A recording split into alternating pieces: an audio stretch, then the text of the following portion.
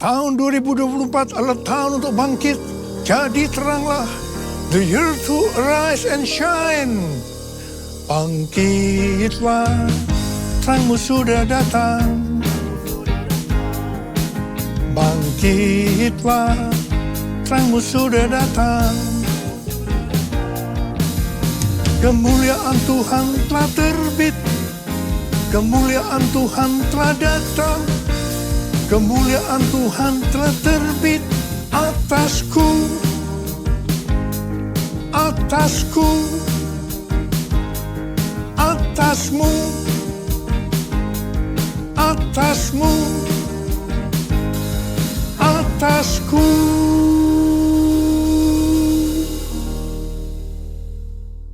Menjadi terang itu artinya konsisten. Tidak kadang-kadang terang atau kadang-kadang gelap, tetapi harus terus-menerus menjadi terang. Karena itu seperti yang dituliskan dalam Imamat 6 ayat 12 dan 13, bahwa api di atas mezbah harus dijaga tetap menyala. Jangan sampai padam. Api yang dijaga supaya tidak padam adalah yang pertama, api Roh Kudus. Yang kedua, api kasih. Dan yang ketiga, api doa, pujian, dan penyembahan. Supaya api tidak sampai padam, maka harus memperhatikan hal-hal sebagai berikut. Yang pertama, senantiasa dalam kondisi penuh Roh Kudus. Yang kedua, harus dijaga dalam kondisi kasih yang semula. Dan yang ketiga, banyak sembahyang. Artinya, terus berada dalam hadirat Tuhan melalui doa, pujian, dan penyembahan. Dan taat terhadap perintah Tuhan. Hal yang kedua, menjadi terang artinya hidup berjaga-jaga. Seperti yang dituliskan dalam 1 Tesalonika 5 ayat 4-9. Bahwa kita adalah anak-anak terang dan anak-anak siang.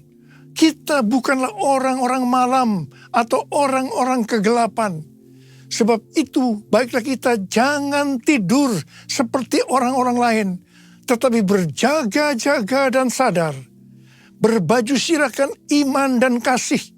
Dan berketopongkan pengharapan keselamatan.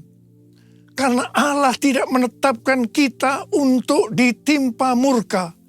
Tetapi untuk beroleh keselamatan melalui Tuhan kita, Yesus Kristus. Haleluya. Yang ketiga, menjadi terang artinya menjadi murid Tuhan Yesus.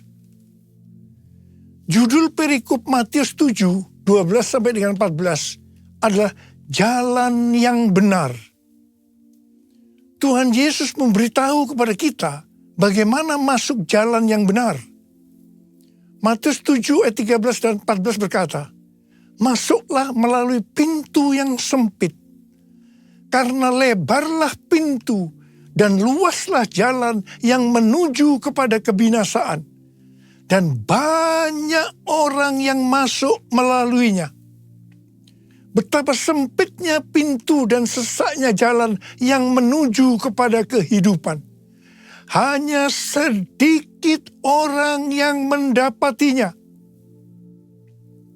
Hal yang sama juga ditulis dalam Lukas 13 ayat 23 dan 24. Seseorang berkata kepadanya, Tuhan, sedikit sajakah orang yang diselamatkan? Jawab Yesus kepada orang-orang di situ, berjuanglah untuk masuk melalui pintu yang sempit itu. Sebab aku berkata kepadamu, banyak orang akan berusaha untuk masuk, tetapi tidak akan dapat. Berbeda dengan pendapat beberapa pengkhotbah yang berkata bahwa diselamatkan merupakan hal yang paling mudah di dunia ini. Justru Tuhan Yesus mengajarkan bahwa kita tidak dapat mengharapkan mayoritas orang mengikutinya pada jalan yang menuju hidup, yaitu jalan yang benar tadi. Tuhan Yesus berkata, hanya sedikit orang yang diselamatkan. Hanya sedikit orang yang diselamatkan. Yang diselamatkan hanya orang-orang yang masuk melalui pintu pertobatan sejati dan menyangkal diri untuk mengikut Yesus serta benar-benar berusaha untuk mentaati perintahnya dan sungguh-sungguh mencari kerajaan Allah dan kebenarannya serta bertahan sampai akhir dalam iman, kesucian, dan kasih sejati.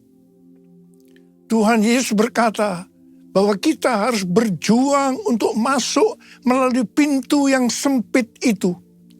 Artinya sesuai dengan Filipi 2 ayat 12 yang berkata, karena itu tetaplah kerjakan keselamatanmu dengan takut dan gentar. Di sini tidak berlaku apa yang banyak didengungkan, bahwa sekali selamat tetap selamat. Memang keselamatan itu kita dapatkan karena kasih karunia Tuhan. Bukan karena perbuatan baik kita. Ini harus kita responi dengan iman. Dalam mengerjakan keselamatan itu, harus dengan takut dan gentar. Berusaha sungguh-sungguh. Sekali lagi, ini bukan dengan kekuatan kita, tetapi dengan kuasa Roh Kudus. Karena kita mau dengan sungguh-sungguh untuk berjalan di jalan yang benar tadi. Menjadi murid Tuhan Yesus adalah mereka yang berjuang untuk masuk melalui pintu yang sempit itu. Tugas utama kita sebagai orang percaya adalah menyelesaikan amanat agung yang menjadikan semua bangsa sebagai murid Tuhan Yesus. Hanya murid yang bisa memuridkan. Karena itu, kita harus menjadi murid Tuhan Yesus. Hanya murid yang masuk surga. Sekali lagi saya mau katakan, hanya murid yang masuk surga. Jesus, I believe in you. Jesus, I belong to you. You're the reason that I live. The reason that I sing, Jesus, I believe in you. Jesus, I belong to you. You're the reason that I live, the reason that I sing, with all I am. I will worship you.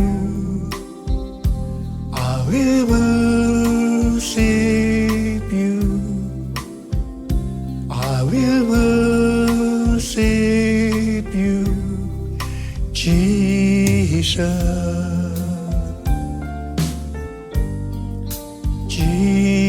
Jesus.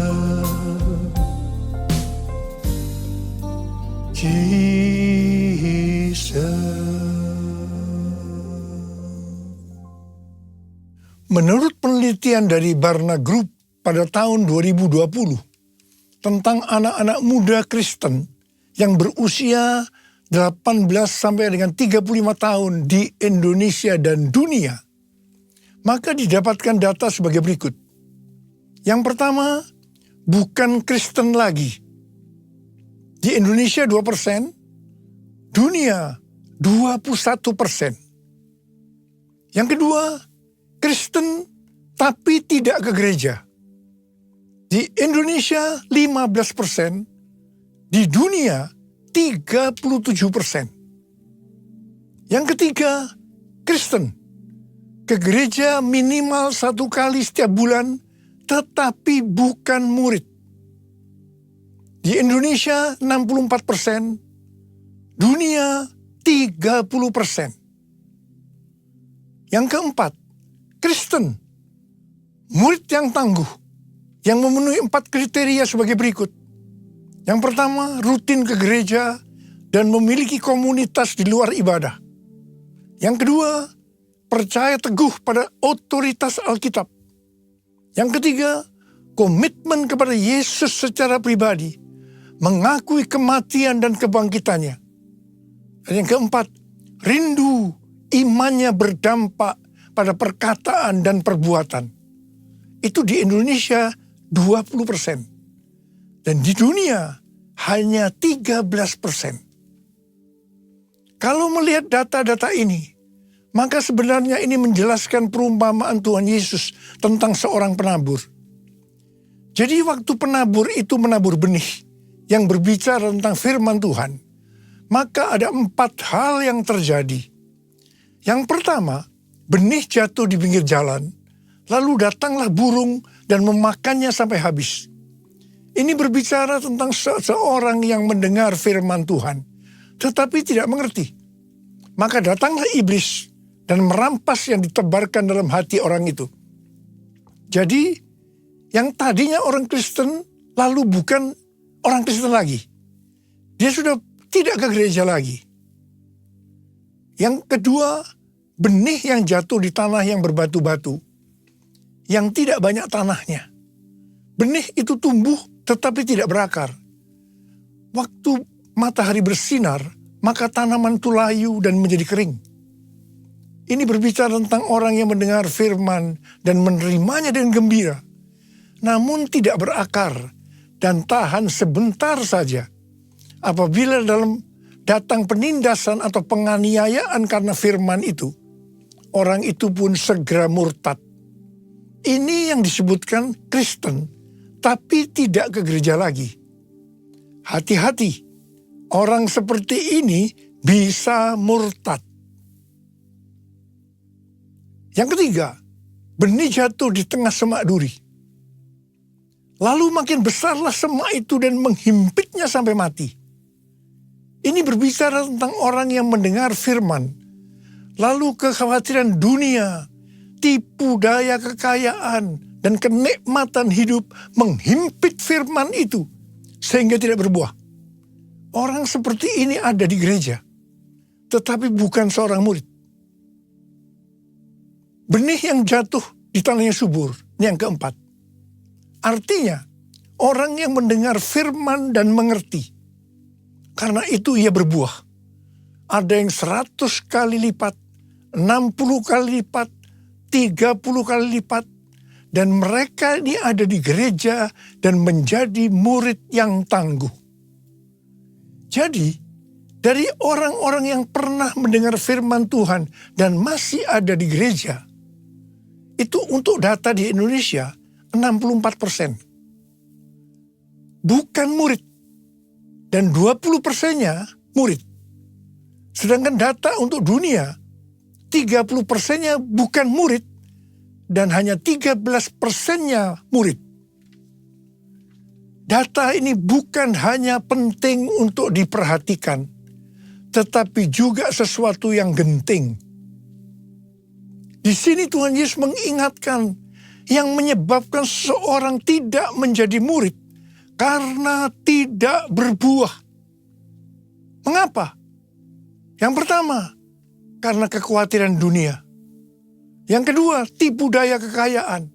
Yang ketiga, kenikmatan hidup. Semua ini adalah tipu daya si iblis. Sekali lagi saya mau katakan bahwa kita harus menjadi murid. Sebab hanya murid yang masuk surga.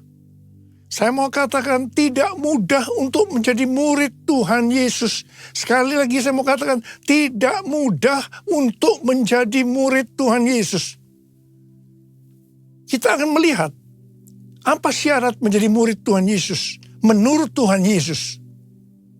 Yang pertama, Lukas 14 ayat 26 berkata, "Jikalau seseorang datang kepadaku dan ia tidak membenci ayahnya, ibunya, istrinya, anak-anaknya, saudara-saudaranya, laki-laki atau perempuan, bahkan nyawanya sendiri, ia tidak dapat menjadi muridku."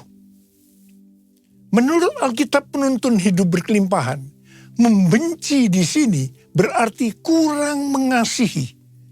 Jadi kita harus kurang mengasihi siapa saja termasuk nyawa kita dibandingkan kita mengasihi Tuhan Yesus. Jadi nomor 1, kita harus mengasihi Tuhan Yesus. Yang lain-lainnya nomor 2 dan seterusnya. Tidak mudah. Ada harga yang mahal yang harus kita bayar. Yang kedua, Lukas 14 ayat 27. Tuhan Yesus berkata, siapa saja yang tidak memikul salibnya dan mengikut aku, ia tidak dapat menjadi muridku. Memikul salibnya setiap hari berarti kita mengikuti Tuhan Yesus dengan pengorbanan. Pilihan antara menyangkal diri atau hidup menurut keinginan kita yang mementingkan diri sendiri harus dibuat setiap hari. Pilihan itu yang akan menentukan nasib akhir kita. Kita harus jadi tenang dengan memikul salib. Hal yang ketiga, Lukas 14 ayat 33, Tuhan Yesus berkata, demikian pula lah tiap-tiap orang di antara kamu yang tidak melepaskan dirinya dari segala miliknya, tidak dapat menjadi muridku. Harga untuk menjadi murid sejati adalah mengorbankan semua hubungan dan harta milik, yaitu segala sesuatu yang kita miliki. Mungkin itu materi, keluarga, kehidupan, cita-cita, rencana, dan kepentingan kita sendiri. Ini tidak berarti bahwa kita harus membuang semua yang kita miliki. Tetapi segala yang kita miliki harus diserahkan untuk melayani Dia. Dan kita berada di bawah tuntunannya. Menjadi seperti Kau, Yesus. Menjadi seperti Kau, Yesus. Menjadi sempurna dalam seluruh hidupku. Menjadi seperti Kau, Yesus. Menjadi seperti Kau, Yesus. Menjadi sempurna dalam seluruh hidupku. Dalam seluruh hidupku. Menjadi terang itu artinya kita harus menjadi terang dunia.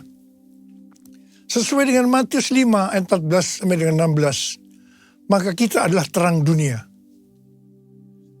Hendaknya terang kita bercahaya di depan semua orang, supaya mereka melihat perbuatan kita yang baik dan memuliakan Bapa kita yang di sorga. Kalau mau menjadi terang, maka kita harus hidup berintegritas. Apa yang kita perkatakan, itu juga yang kita lakukan. Bukan rahasia lagi bahwa cukup banyak pendeta yang takut untuk memberikan pelajaran tentang kebenaran memberi persembahan uang dalam kemurahan hati. Saya tidak tahu alasannya mengapa takut. Tetapi akibatnya, baik pendeta itu maupun jemaatnya gagal untuk menerima berkat yang terbaik yang Tuhan sediakan. Sudah lebih dari 13 tahun, Tuhan berbicara kepada kita tentang persembahan sulung. Dari Amsal 3 ayat 9 dan 10 yang berkata, muliakanlah Tuhan dengan hartamu, dan dengan hasil pertama dari segala penghasilanmu. Maka lumbung-lumbungmu akan diisi penuh sampai melimpah-limpah, dan bejana pemerahanmu akan meluap dengan air buah anggurnya. Sesuai dengan referensi dari catatan Amsal 3 ayat 9 dan 10 dari The Apologetic Study Bible, dan catatan Alkitab Penuntun Hidup Berkelimpahan dari Life Application Study Bible, yaitu versi Injili, maka yang dimaksudkan dengan persembahan sulung adalah hasil pertama yang merupakan hasil terbaik secara kualitas maupun kuantitas. Hasil pertama dari penghasilan atau gaji kita, bukan sisa-sisa. Persembahan sulung untuk tahun 2024 adalah seluruh penghasilan yang didapatkan pada bulan Januari 2024 yang diberikan pada bulan Februari 2024. Dalam Markus 12 ayat 41 sampai dengan 44, Tuhan Yesus sendiri yang menyinggung tentang memberikan persembahan dari seluruh penghasilan seorang janda miskin. Pada suatu kali Yesus duduk menghadapi peti persembahan dan memperhatikan bagaimana orang memasukkan uang ke dalam peti itu. Banyak orang kaya memasukkan dalam jumlah yang besar. Lalu datanglah seorang janda yang miskin dan ia memasukkan 2 uang tembaga, yaitu uang receh terkecil. Yesus memanggil murid-muridnya dan berkata kepada mereka, "Sesungguhnya aku berkata kepadamu, janda miskin ini memberi lebih banyak daripada semua orang yang memasukkan uang ke dalam peti persembahan. Sebab mereka semua memberi dari kelimpahannya.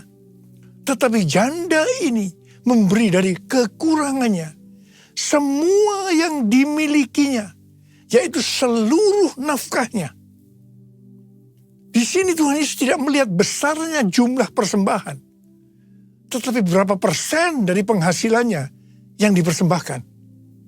Meskipun jumlah persembahan janda miskin ini relatif kecil dibandingkan orang kaya tadi, tetapi Tuhan Yesus berkata bahwa janda miskin ini memberikan lebih banyak dibandingkan semua orang kaya tadi. Mengapa?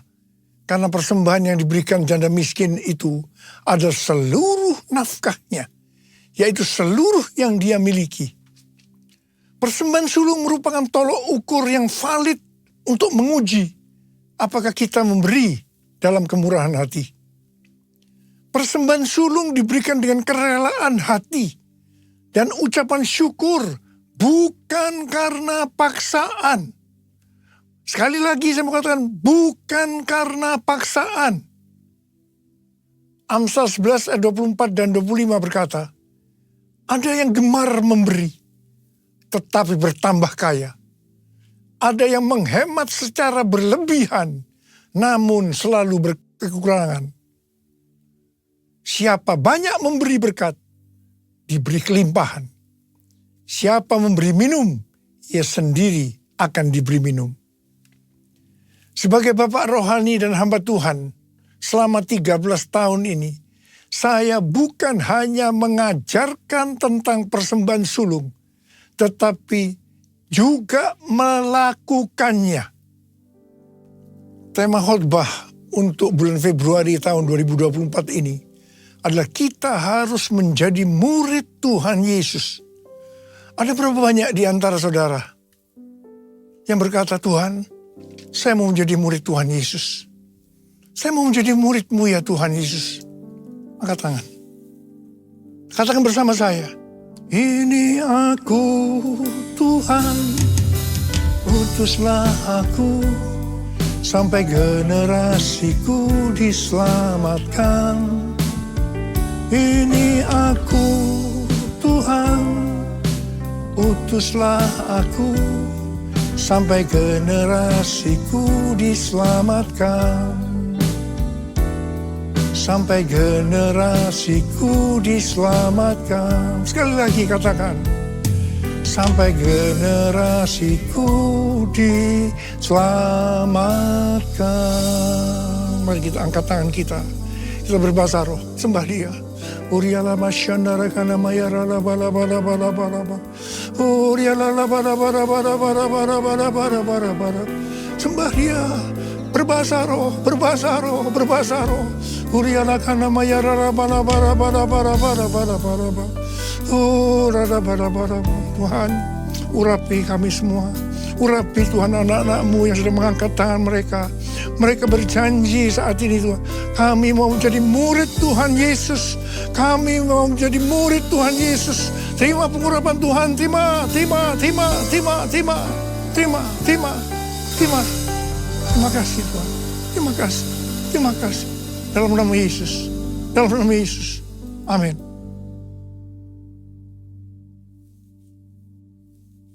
Kita akan masuk dalam perjamuan kudus. Kita akan mengingat ayat ini. Sebab setiap kali kamu makan roti ini dan minum cawan ini, kamu memberitakan kematian Tuhan sampai Ia datang. Perjamuan kudus adalah perjamuan Tuhan Yesus sendiri. Setiap kali kita masuk dalam perjamuan kudus, Tuhan selalu berkata kepada kita, biarlah ini menjadi peringatan akan aku. Karena itu mari arahkan hati kita kepada kebaikan Tuhan. Kita akan mengingat kebaikan Tuhan. Supaya kita lebih mengasihi Tuhan Yesus. Supaya kita lebih mengasihi satu dengan yang lain. Mari tundukkan kepala. Bapa, siapakah kami sebelum kami mengenal Engkau? Kami semua orang berdosa. Upah dosa adalah maut, mati. Tapi Engkau yang tidak berdosa telah dijadikan dosa oleh karena kami. Engkau harus turun dari sorga mulia, mati ganti kami dengan penderitaan yang luar biasa. Sungguh kalau kami pikirkan betapa baiknya Engkau ya Aba. Engkau jadikan kami sebagai anak-anak-Mu. Engkau berkati, Engkau tuntun, Engkau bela, Engkau lindungi, Engkau sembuhkan hamba-Mu. Dan Engkau juga tegur kalau kami salah. Tuhan terima kasih, itu Engkau ya Aba. Itu Engkau ya Aba. Tuhan akan memberkati kita melalui perjamuan kudus. Tapi Tuhan mau kita makan dan minum dengan cara yang benar. Karena itu masing-masing berdoa. Introspeksi. Lihat keadaan dirimu masing-masing. Jangan menyimpan dosa. Kalau ada dosa langsung minta ampun sama Tuhan. Minta ampun. Supaya diberkati. Supaya diberkati. Ampuni saya Tuhan. Ampuni, ampuni, ampuni. Ampuni ya Bapa. Kau melihat anak-anakmu sedang minta ampun padamu. Maka layakkan kami untuk masuk dalam perjamuan kudus ini Abah. Terima kasih. Kami akan masuk dalam perjamuan kudus dengan hati yang penuh ucapan syukur. Dalam nama Yesus kami berdoa. Amin. Mari. Angkat roti di tangan kanan kita tinggi-tinggi. Sebab apa yang telah kuteruskan kepadamu telah aku terima dari Tuhan. Yaitu bahwa Tuhan Yesus pada malam waktu ia diserahkan mengambil roti. Dan sesudah itu ia mengucap syukur atasnya. Yang memecah-mecahkannya dan berkata, inilah tubuhku yang diserahkan bagi kamu. Perbuatlah ini menjadi peringatan akan aku. Saudara dikasih Tuhan, bukankah roti yang kita pecah-pecahkan ini adalah persekutuan kita dengan tubuh Kristus. Mari kita makan dalam nama Yesus.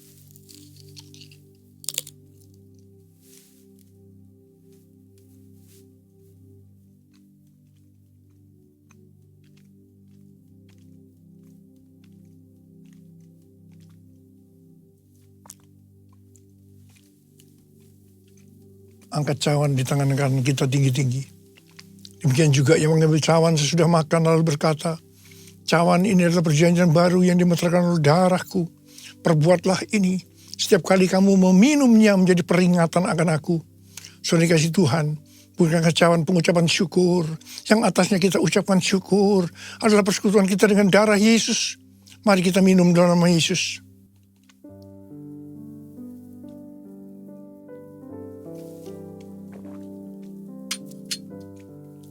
Angkat tangan kita di hadapan Tuhan. Ucapkan syukur dan terima kasih dengan suara. Jangan diam. Tuhan terima kasih Tuhan. Kami bersyukur ya Tuhan. Kami bersyukur.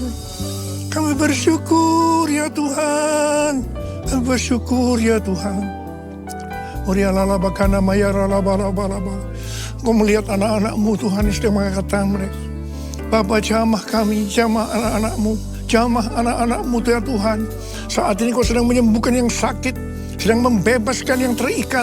Sedang menghibur yang susah. Sedang menguatkan yang lemah. Sedang memberikan pengharapan-pengharapan yang baru. Bagi yang keadaan putus asa. Tuhan terima kasih.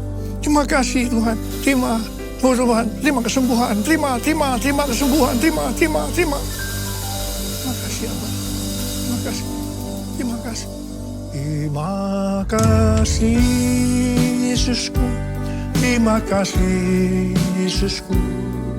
Puji syukur hanya bagi Tuhanku. Terima kasih Yesusku, terima kasih Yesusku. Puji syukur hanya bagi Tuhanku. Terima kasih Yesusku, terima kasih Yesusku. Puji syukur hanya bagi Tuhanku. Terima kasih Yesusku, terima kasih Yesusku. Puji syukur hanya bagi Tuhanku. Puji syukur hanya bagi Tuhanku. Puji syukur hanya bagi Tuhanku.